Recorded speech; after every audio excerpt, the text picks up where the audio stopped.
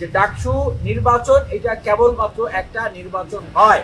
আপনারা এটাকে কেবলমাত্র একটা নির্বাচন বা একটা উৎসব হিসেবে দেখবেন না। ষড়যন্ত্র শেষ হয়নি যে ডাকসুটা এই বিশ্ববিদ্যালয় প্রশাসন সবাই মিলে ভালোবেসে দিচ্ছে না, এটা শিক্ষার্থীরা ফাইট করে এটা আদায় করে নিতে হচ্ছে। ঠিক সেই সময়ই শিক্ষার্থীরা বলতেন যে ভাই, এত ফাইট করছেন আপনারা, অনশন করছেন, প্রতিবাদ করছেন, এই ডাকসু কি আদৌ হবে?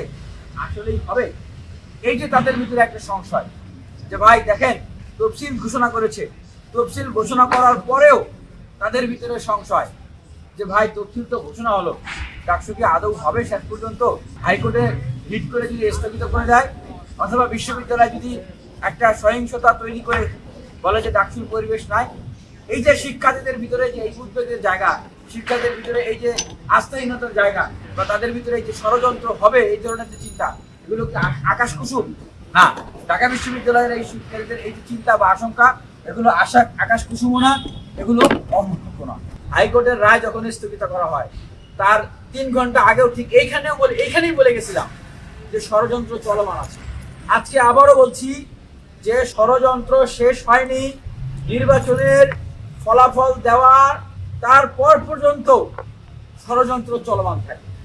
ঢাকা বিশ্ববিদ্যালয়ের শিক্ষার্থী ভাই বোনদের উদ্দেশ্যে এই কথা বলার জন্যই আজকের এই সংবাদ সম্মেলন আহ্বান করা হয়েছিল যে ডাকসু নির্বাচন এটা কেবলমাত্র একটা নির্বাচন হয়। আপনারা এটাকে কেবলমাত্র একটা নির্বাচন বা একটা উৎসব হিসেবে দেখবেন না। এটা ঢাকা বিশ্ববিদ্যালয়ের প্রত্যেকটা শিক্ষার্থীর অধিকার আদায়ের আন্দোলন। আপনি যদি আবার নতুন করে গেস্ট রুম গণরুমে ফেরত যেতে না চান, আপনি যদি আবার নতুন করে শক্তি এবং কালো টাকার রাজনীতি না চান, আপনি যদি নতুন করে আবার দাস হতে না চান, গোলাম হতে না চান, তাহলে এই ডাকসুর যে নির্বাচন, এই নির্বাচনকে শুধু নির্বাচন হিসেবে চিন্তা না করে আপনি এটিকে আপনার একটা অধিকার আদায়ের আন্দোলন হিসেবে চিন্তা করুন।